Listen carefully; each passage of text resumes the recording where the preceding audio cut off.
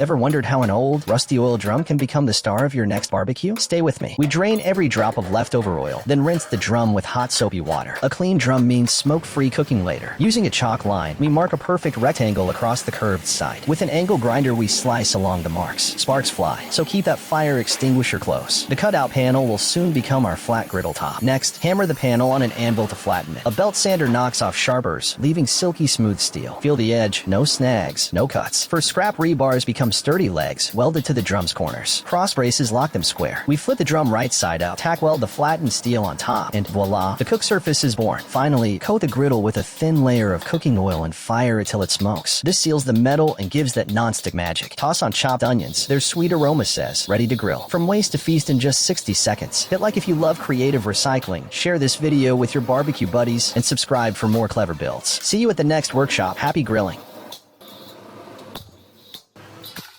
Turning scrap aluminium into shiny new wires. Think soda cans are trash? Millions of cans, car parts, and window frames land in dumps each day. Trucks tip big cages of crushed cans and broken metal onto a steel belt. Magnets pull out any iron bits. Workers pick off plastic and glass. Only clean aluminium moves on. Giant blades shred the metal into small chips. A hot air cyclone blows away paint and dust. The chips fall into a washer bath. After a quick dry, they shine like silver confetti. The clean chips drop into a massive furnace. Inside, 750 degrees Celsius flames melt them into shiny liquid metal. Impurities float up as dark foam. Workers skim it off with long paddles. The liquid aluminium pours through a narrow spout onto a spinning wheel. Water sprays cool it fast, forming long, round rods as thick as your thumb. Saws cut 3-meter pieces called billets. Billets heat again, then roll between heavy rollers. Each pass stretches them thinner and longer. First pencil size, then spaghetti size. Finally, drawing dies pull the metal into wires thinner than a straw, but super strong. Quality crew checks diameter with lasers. Any wire off by even a hair gets recycled back. Perfect wire winds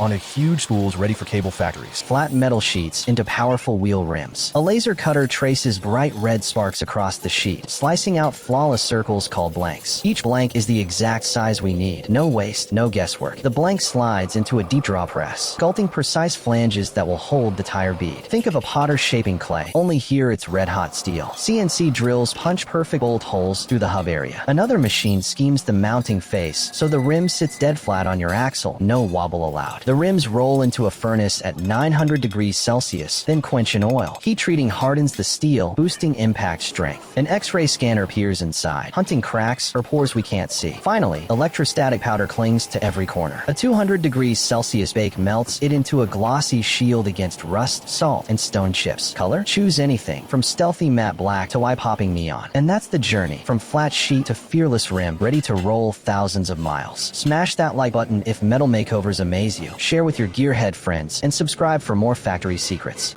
Ever wondered how rusty junk turns into the shiny gear that drives a motorbike? Let's watch scrap become a sprocket. The process starts in the junkyard. High-carbon steel makes a strong sprocket. The blanks roll to a massive press.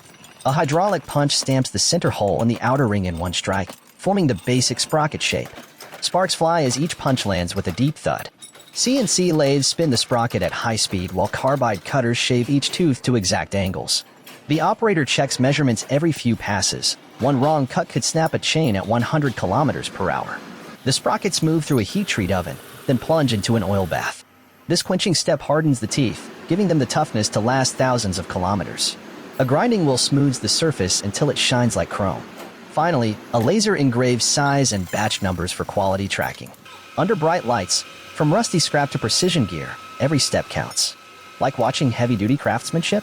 Subscribe for more quick tours inside industrial magic.